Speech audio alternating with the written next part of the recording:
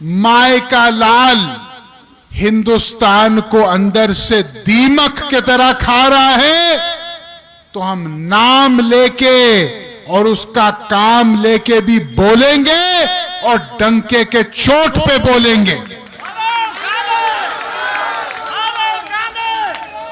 हमारे देश में आपके बाप दादाओं ने, आपके मां और दादियों और नानियों ने अपने कंगने बेच दिए। इस देश की आजादी की लड़ाई में अपनी हड्डियां तोड़वा दी, जेल की सजा काटी, सब कुछ अपना दांव पे लगाया, तब हमारा देश जाके स्वतंत्र हुआ।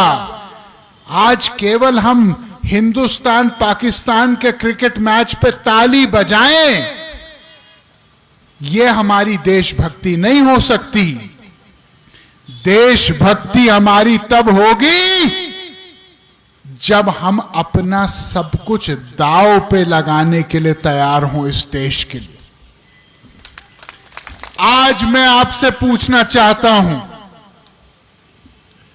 कितने लोग यहां पे, हाथ उठाइए, कितने लोग यहां पे इस देश को प्यार करते हैं? हाथ उठाइए। कितने लोग अपने बच्चों को प्यार करते हैं? अपना हाथ उठाइए। अब मैं एक बात आपसे पूछना चाह रहा हूं, आज जब आप गरीबी देखते हैं, आप बेरोजगारी अपनी पाते हैं, आप अपने बढ़ते हुए इलाज के दाम को देखते हैं, आप अपने बच्चों की बढ़ती हुई स्कूल फीस को देखते हैं, आप दूध के, दही के, सब्जियों के, फलों के बढ़ते हुए कीमत को देखते हैं, तो क्या आपको नहीं लगता आपके इस बेटे वरुण गांधी को इनके खिलाफ आवाज उठानी चाहिए कि नहीं उठानी चाहिए? भाइयों, जब मैं राजनीति में आया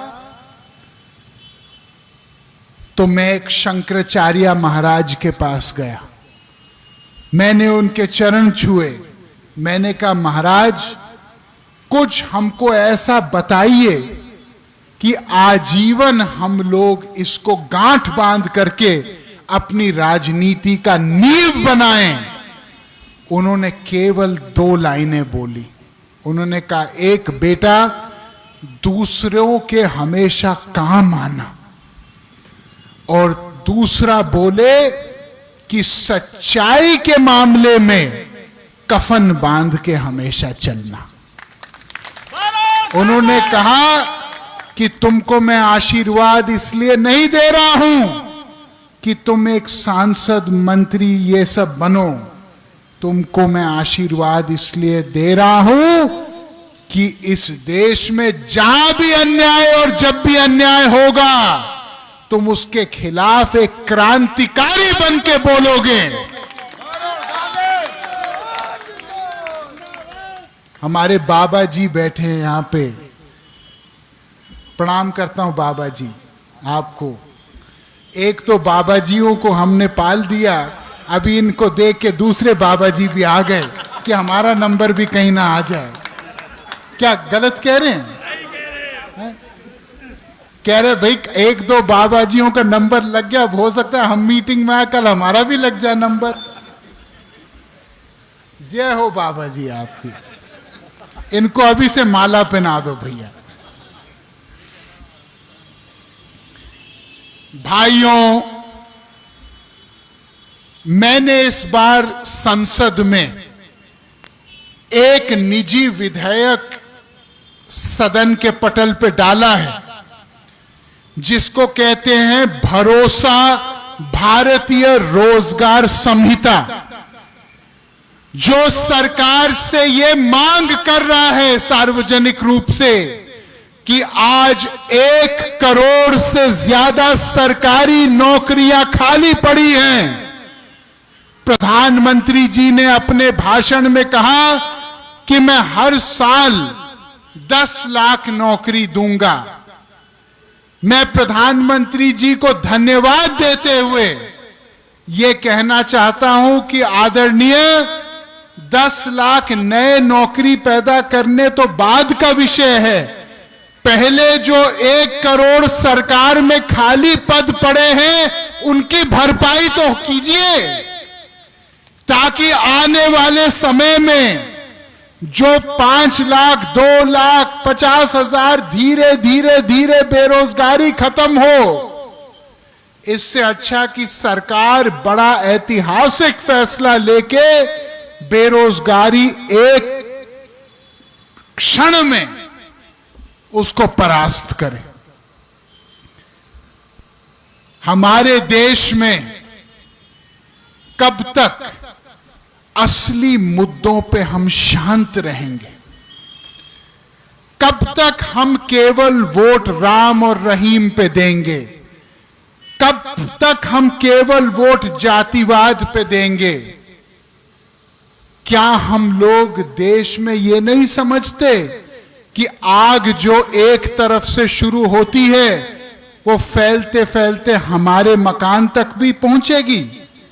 क्या ये हम नहीं समझ रहे? आज जो लोग केवल धर्म के और जाति के नाम पे वोट ले रहे हैं, उनसे हम ये प्रश्न तो पूछें कि रोजगार, शिक्षा, चिकित्सा, अभी कोविड के चपेट में पता नहीं कितने 85 लाख लोग हिंदुस्तानी शहीद हुए। क्या आप जानते हो कि कोविड के बाद एक नई नौकरी की भर्ती नहीं हुई चिकित्सा में? एक नया डॉक्टर की भर्ती नहीं हुई, एक नया कंपाउंडर की भर्ती नहीं हुई, एक नए नर्स की भर्ती नहीं हुई। अगर कल कोविड भगवान ना करे फिर आ जाए देश में, तो किसकी जिम्मेदारी होगी? बताइए, मैं सही कह रहा हूं, मैं गलत कह रहा हूं? मैं ये पूछ रहा हूं कि जो संविदा कर्मचारियों ने कोविड में दिन रात कमर तोड़ मेहनत की और उस समय उनको बोला गया कि आज जो आप रिस्क उठाते हो देश के लिए, कल कोविड खत्म होने के बाद हम आपको पक्का करेंगे। क्या वो लोग पक्के हुए? बताइए, पक्के हुए? क्यों नहीं?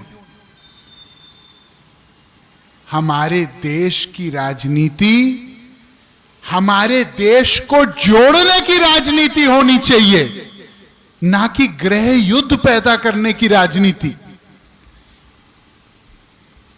मैंने इस बार पूरी सांसद निधि केवल शिक्षा पे खर्च की, पूरी एक एक पैसा।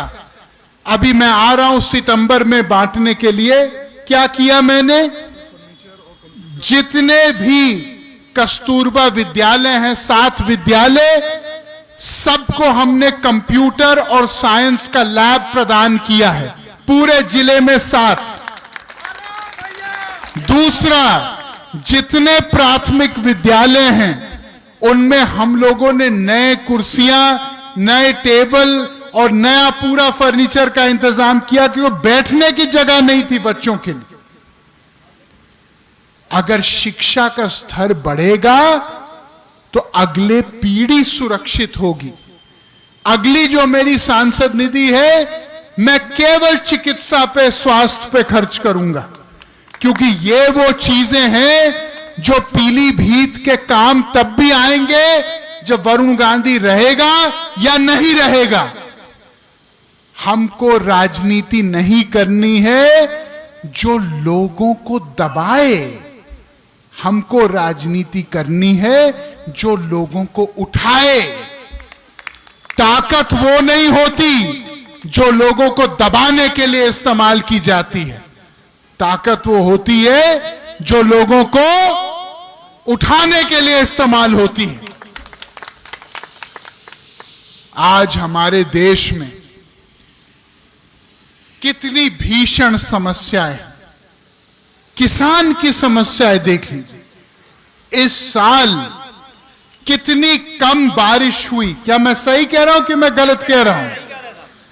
आज मुआवजा उन किसानों को क्यों नहीं मिला अभी तक? कभी किसान कोविड में मारा जाए, कभी भूकंप में मारा जाए, कभी ओलावृष्टि में मारा जाए, कभी आड़ती में मारा जाए,